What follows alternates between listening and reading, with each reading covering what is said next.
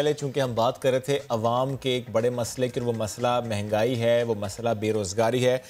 ज़फ़र भाई, जो आपने बात की बेरोज़गारी वाले एलिमेंट से मुताल्लिक कि आप एक ऐसा प्लान लेकर आ रहे हैं कि 50,000 नौकरियाँ सिर्फ कराची वालों को मिलेंगी, बहुत बड़ी बात है। प्लीज़ ये प्लान ज़रा शेयर करें। देखें, इंशाल्लाह आज से कल में हम इसको बाकायदा तौर पर अनाउंस कर देंगे।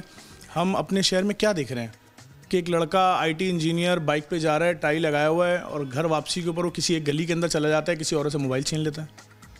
उस मोबाइल में पासवर्ड लगाए, लॉक लगाए, बिकेगा ही नहीं भाई। बिल्कुल ऐसे। वो एक गरीब औरत जो मोबाइल लेके जा रही है, वो वैसे ही 3,000 रुपए का तुमसे कोई 100 का भी नहीं लेगा, लेकिन वो इतना डिप्रेशन का शिकार है, इतना डिप्रेशन का शिकार है, वो कह रहा है मैं अपने घर में खाली हाथ पहुंचूंगा, जो तनख्वाह मिली थी वो तो 10 तारीख को ख़त्म हो गई, माँ को कैसे फेस करूंगा, भाई को कैसे फेस करूंगा, बाप को कैसे फेस करूंगा।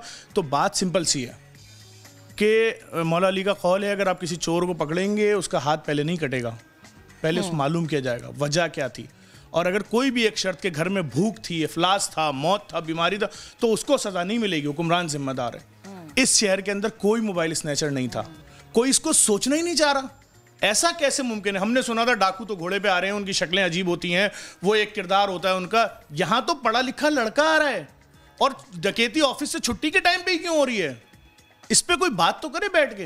वो बेचारा लड़का जब पकड़ा जाता है, सब लोग उसको मारते हैं, चोर चोर चोर चोर, किसी ने हो सकता है जान से मार दिया। देखते कि उसने किया क्यों, इस पर काम। अरे सिर्फ एक दफा देख लें कि उस लड़के को जिसको आपने डकैत बोल के मार डाला, या वो डकैत था, चोर था, उसकी नमाज जनाजा किस इलाके में हो रही है, उसकी फैमिली बैकग्राउंड क्या है, रात के अंधेरे में फैमिली मैयत क्यों लेकर गई, कि बच्चे का तो एक्सीडेंट हो गया था, लाश की हालत से नहीं थी, दफना दिया।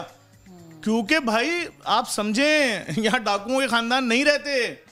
इतना बड़ा शहर है, हजारों मोबाइल क्यों छिन रहे हैं, हजारों बाइकें क्यों जा रही हैं, आप जेब से मोबाइल निकालें फौरन क्यों छिन रहा है? पीछे बहुत डिप्रेशन है। मैं जब सुबह घर से निकला तो मेरा 2 महीने का बच्चा भूख से बिलक रहा है, मेरा 5 साल का बच्चा घर में बैठा है कि अब्बू एडमिशन तो जैसे तैसे आपने करा दिया, फीसें नहीं दी, मिस ने भगा दिया।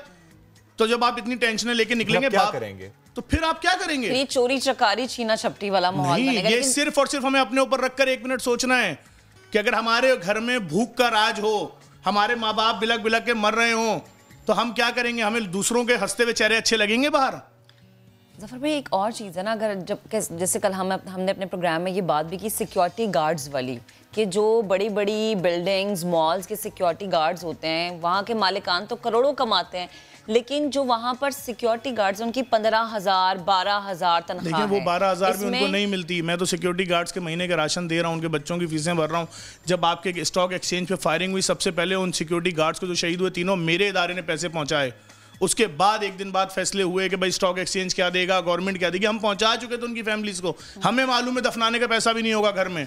12,000 13,000 तो कंपनी ने लिया ना, कंपनी से। अब वो कंपनी नहीं कमाएगी जिसने उस गार्ड को वर्दी दी। या जो एहसास है, जिम्मेदारी है, ये खत्म हो गया। सर, बड़ी सोचने वाली बात है कि एक शख्स जो किसी भी बैंक के गेट पे बैठा है, फैक्ट्री के बाहर खड़ा हुआ है, लोगों के लिए दरवाजा खोल रहा है, जिसकी उम्र 65 साल है, वो किसी का बाप है, उसके घर में कोई बहू है, उसकी बेटियां हैं, 12-13 हजार पे कंपनी से आपने रखा, 6,000 रुपए उसको मिलते हैं। उस 6,000 में वो खाता क्या है? चले 8,000 मिलते हैं। वो क्या खाता है, क्या पीता है? इंश्योरेंस उसका नहीं है, वो गोली खाएगा, वो मर जाएगा, आप खबर के पैसे नहीं देती कंपनियां। मैं तो आपसे बोल रहा हूं ना, किस चीज पे बात करेंगे इस शहर में? बात करें, आप उठाएं, IT इंजीनियरों को बुलाएं ना, बोले बताओ कितनी अच्छी जिंदगी गुजार रहे हो, मास्टर्स कर लिया तुमने, 5 साल हो गए, फ्लैट कर पाए अपना? बोलेगा किराया चढ़ा हुआ 6 महीने का, मैं कहां से फ्लैट करूंगा? कोई सोच ही नहीं रहा इन लोगों का। मैंने तो अपनी कल की वीडियो में बोला एक जगह पर कि हमें बाहर आना पड़ेगा, बहुत हो गया भाई, सेनेट का इलेक्शन, बहुत हो गया सब कुछ। अभी भाई लोगों का कब सोचेंगे? जिसकी नौकरी है वो खुश है, जिसकी नहीं है वो डिप्रेशन के मरीज हो चुके हैं लोग। ठीक, ज़फ़र भाई, लास्ट कमेंट कीजिएगा कि ज़ाहिर डिप्रेशन वाला मामला अपनी जगह, लेकिन क्या ये सारी जिम्मेदारी और सारी गलतियां, सारी कोताहियां हुकूमत की हैं, या कि कुछ गलतियां हमारी अपनी भी हैं कि हम अपने आप को अपग्रेड ना करना, उस तरफ ना जाना, वो तालीम हासिल ना करना, वो टेक्नोलॉजी के दौर में अपने आप को अपग्रेड ना करना, कि फिर हम खुद से। मेरा नाम ज़फ़र अब्बास है, मेरा छोटा भाई है ऑन, ठीक है, उसने ग्रेजुएशन में भी कराची यूनिवर्सिटी से गोल्ड मेडल लिया, उसने मास्टर्स में भी गोल्ड मेडल लिया। इससे ज़्यादा क्या अपग्रेड करे? आज तक बेरोजगार है। आप बताएं, गोल्ड मेडल से ऊपर कोई अवार्ड देती है आपकी हुकूमत? लेकिन इसी माशरे में वो जिम्मेदारी क्या है? वो क्या करे? झाड़ू लेकर बाहर निकल? लेकिन नहीं ज़फ़र भाई, इसी माशरे में, इसी मुल्क में, इन्हीं हालात में यूट्यूबर्स भी कमा रहे हैं, फ्रीलांसर भी बिल्कुल कमा सही रहे है, हैं। लेकिन देखें अगर एक केमिकल इंजीनियर है, मैं उससे बोलूं तुमने जो पढ़ा केमिकल के लिए उसको छोड़ो और जाके टिकटॉक बनाओ, लेकिन कमाना तो है ना जफर भाई। मेरी फिर बात समझिए, उस बेचारे ने जिसके माँ बाप ने जिंदगी की जमा पूंजी, माँ ने अपना जेवर बेच दिया जो बेटी के जहेज में देने के लिए रखा था कि तुम आसरा हो, अब ये जेवर तुम बनाओगे, और उसको अब मैं बोलूं तुम केमिकल इंजीनियर हो, तुम बायोकेमिकल इंजीनियर हो, तुम आईटी इंजीनियर हो, ये सब छोड़ो, तुम फेयर हॉल में जाओ, सुबह से रात तक टिकटॉक बनाओ। मैं कतन इस चीज को प्रमोट नहीं कर यूट्यूब पे रहा। आ जाइए, मैं उसको बोलता हूं तुम खाने बनाना शुरू कर दो आज से यूट्यूब पे, या प्रैंक करना शुरू कर दो।